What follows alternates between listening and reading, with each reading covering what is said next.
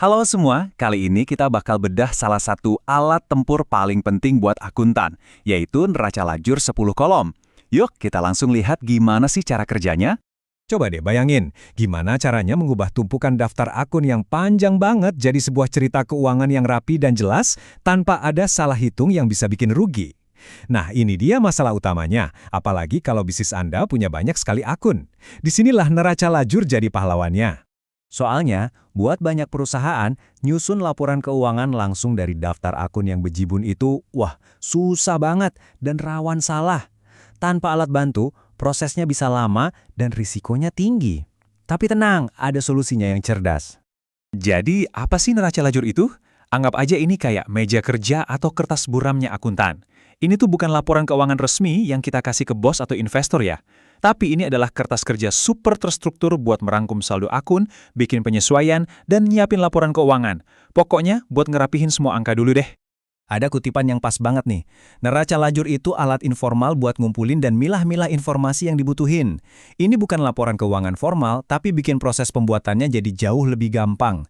Jadi jelas ya, ini tuh kerangka di balik panggungnya, bukan pertunjukan utamanya. Oke, jadi gimana struktur 10 kolom ini? Nah, ada 5 tahapan utamanya. Pertama ada daftar saldo, terus penyesuaian, lalu daftar saldo setelah penyesuaian, keempat laba rugi, dan terakhir neraca. Masing-masing dari 5 tahap ini punya 2 kolom, debit dan kredit. 5 kali 2, jadilah 10 kolom. Gampang kan? Yuk, kita mulai dari fondasinya dulu, daftar saldo atau trial balance. Ini tuh langkah paling awal. Jadi kita ambil semua saldo akhir dari tiap-tiap akun di buku besar, terus kita jejerin di 2 kolom pertama ini. Anggap aja ini titik start kita. Nah, ini contoh singkatnya dari Mitra Komputer. Kita bisa lihat kan, akun aset kayak kas dan bahan habis pakai, saldonya ada di sisi debit. Terus utang dan modal ada di sisi kredit.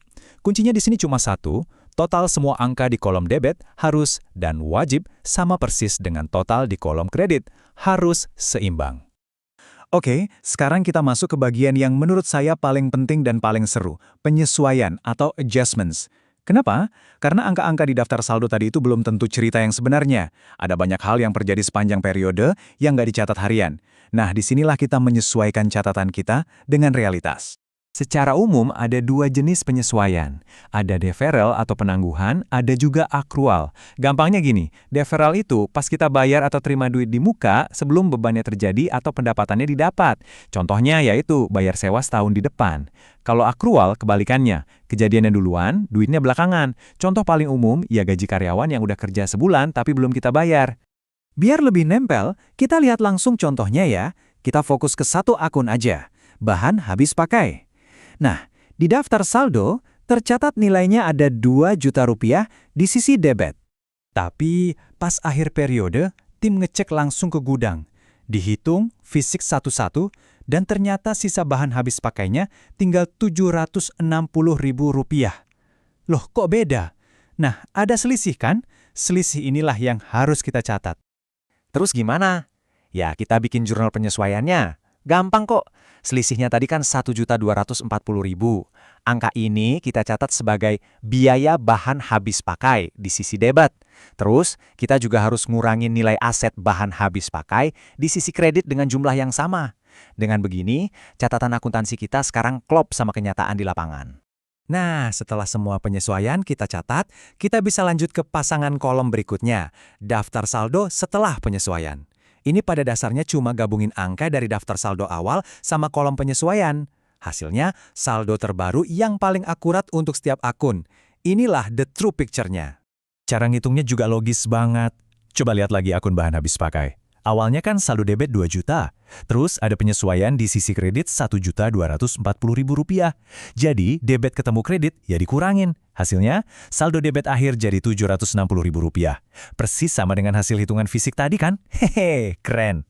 Oke, kerjaan beratnya udah kelar. Sekarang bagian yang paling memuaskan. Kita udah punya daftar saldo yang akurat nih. Tugas kita sekarang cuma nyortir.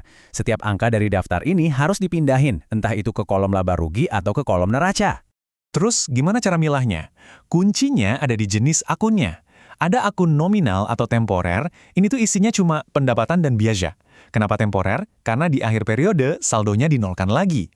Nah, semua akun ini masuknya ke kolom laba rugi. Sisanya, yaitu akun real atau permanen, kayak aset, utang, dan modal, saldonya dibawa terus ke periode berikutnya. Mereka semua ini masuk ke kolom neraca. Simpel kan? Dan disinilah keajaiban neraca lajur terlihat. Semua kerjaan beratnya udah selesai, datanya udah rapi, udah disortir, bikin laporan keuangan yang beneran sekarang jadi super gampang. Beneran, ini hampir kayak tinggal copy paste aja. Coba lihat, ini dia laporan laba rugi buat mitra komputer. Semua angka total pendapatan dan total biaya ini asalnya dari mana? Ya dari kolom laba rugi yang barusan kita isi di neraca lajur. Tinggal dihitung selisihnya. Ketemulah laba bersih untuk periode ini. Sama halnya dengan neraca, angka total aktiva, total utang, dan ekuitas pemilik, semuanya tinggal kita ambil dari kolom neraca di worksheet kita. Dan yang paling bikin lega, lihat deh, total aktivanya sama persis dengan total utang ditambah ekuitas. Balance, persamaan dasar akuntansi kita terbukti benar. Jadi kalau kita rangkum, kenapa sih neraca lajur ini penting banget? Simpelnya, alat ini bantu kita mengorganisir data yang rumit jadi lebih logis, menyederhanakan proses penyesuaian yang suka bikin pusing, dan yang pasti, ngurangin banget resiko kesalahan. Ujung-ujungnya, semua kerjaan jadi lebih jelas, gampang dicek, dan pastinya efisien. Oke, sebagai penutup, saya mau kasih satu pertanyaan buat kita renungin bareng. Di zaman sekarang kan semua udah pakai software akuntansi otomatis. Terus buat apa repot-repot belajar proses manual kayak gini? Jawabannya mungkin karena dengan paham logikanya, kita jadi tahu mesin di dalam software itu kerjanya gimana. Inilah yang mungkin membedakan seorang operator data dengan seorang akuntan profesional. Gimana menurut kalian?